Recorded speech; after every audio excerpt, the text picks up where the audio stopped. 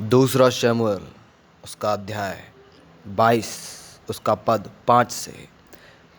मृत्यु के तरंगों ने तो मेरे चारों ओर घेरा डाला, नास्तिकपन की धाराओं ने मुझको गबड़ा दिया था।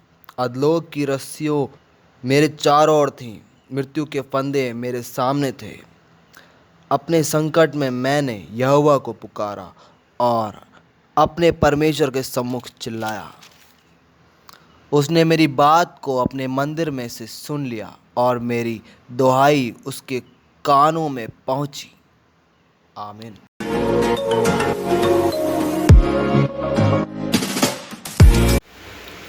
आप सबका फिर से एक बार और स्वागत है मेरे और आपके चैनल जय क्राइस्ट पर। बढ़ते हैं सच्चाई की ओर।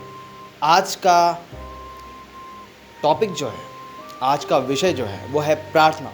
हमें प्रार्थना का उचित समय क्या रखना चाहिए, हमें प्रार्थना कैसे करनी चाहिए और हमें प्रार्थना में सबसे ज़्यादा किन चीज़ों की एहतियात बरतनी चाहिए। हम पढ़ेंगे भजन संहिता उसका 66 बाब उसकी 18 और 19 आए। यदि मैं मन में अनर्थ की बात सोचता तो प्रभु मेरी ना सुनता, परंतु परमेश्वर ने तो सुना है, उसने मेरी प्रार्थना की ओर ध्यान दिया है। जैसा कि आपने अभी सुना कि हमें प्रार्थना में क्या नहीं करना चाहिए, कि अगर हम कोई गलत बात सोचते तो प्रार्थना परमेश्वर तक नहीं पहुंचती, और जब परमेश्वर तक प्रार्थना नहीं पहुंच पाएगी तो उसका उत्तर भी नहीं आ पाएगा। अब प्रार्थना में सबसे ज़्यादा चीज़ क्या है? अगर आप ये सोचें कि प्रार्थना का समय क्या होना चाहिए, मैं कभी भी कर लो, यार ठीक है कि मतलब अगर आप परेशानी में हैं, जैसे कि पहले वचन में आपने देखा कि आप बहुत परेशानी में थे, बहुत संकट में थे, बिल्कुल कोई नहीं था आपके पास, एकदम अंधियारा छाया हुआ था, तब भी परमेश्वर आपकी प्रार्थनाओं को सुनता है। वो कान लगाता है उसकी तरफ जो मन से परमेश्वर की दुहाई देता है, उसकी दुहाई सुन ली जाती है। हम एक और वचन पढ़ेंगे भजन संहिता 5 का 3। हे यहोवा, भोर को मेरी वाणी तुझे सुनाई देगी, मैं भोर को प्रार्थना करके तेरी बाट जोऊंगा। आमीन।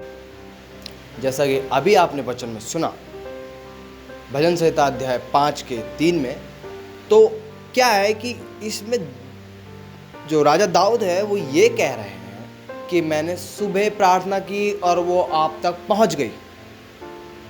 भोर मतलब सुबह प्रार्थना की और वो आप तक पहुंच गई। मतलब बाइबल में कई जगह ऐसे वर्णन दे चुके हैं कि पांव फटने से पहले मैं तेरी दुहाई दूंगा और मेरी सुन ली जाएगी।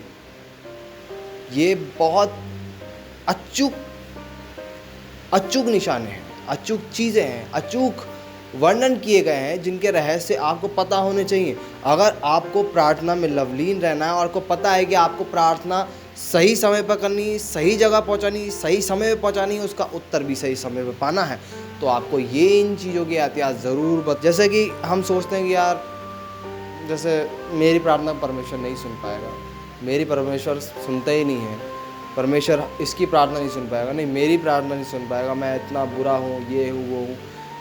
तो इसके लिए अगर प्रार्थना किसकी सुनता है परमेश्वर, तो देखो किसकी सुनता है। भजन संहिता अध्याय 22 का उसका 24 पद पढ़िएगा। क्योंकि उसने दुखी को तुच्छ नहीं जाना और ना उससे घृणा करता है और ना उससे अपना मुख छिपाता है, पर जब उसने उसकी दुहाई दी तब उसकी सुन ली। आमीन। अब जैसा कि आपने पद में सुना कि परमेश्वर किसी की भी प्रार्थना को तुच्छ नहीं जानता। हमने आज 3 चीज़ें देखी, 3 चीज़ें सुनी, 3 चीज़ें पढ़ी और 3 चीज़ें ये पाई कि हम जब भी गंभीर रूप से घायल होते हैं, परेशानी में होते हैं, तो भी परमेश्वर अपने मंदिर से हमारी प्रार्थना सुनता है। दूसरा, हम परमेश्वर को सबसे पहला सम्मान दें। हर चीज़, हर कार्य करने से पहले, मतलब सुबह भोर में परमेश्वर की दुहाई दें, उससे प्रार्थना करें, उसका धन्यवाद करें कि उसने हमें जीवित उठाया है। ठीक है। तीसरा, सबसे बड़ी बात कि परमेश्वर किसी की भी प्रार्थना को तुच्छ नहीं जानता। आप परमेश्वर को समय दीजिए, आप परमेश्वर को सबसे आगे रखिए हर काम में। परमेश्वर आपके कामों को सबसे आगे रखेगा। बने रहिए मेरे चैनल के साथ। ये आपका और मेरा चैनल, बढ़ते रहेंगे हम सच्चाई की तरफ। एक बार और नया टॉपिक के साथ मैं अगली वीडियो में आऊँगा। तब तक के लिए परमेश्वर आपको खुशामदीन रखे, खुशहाल रहे, बरकतों से मामूल रखे। आमीन।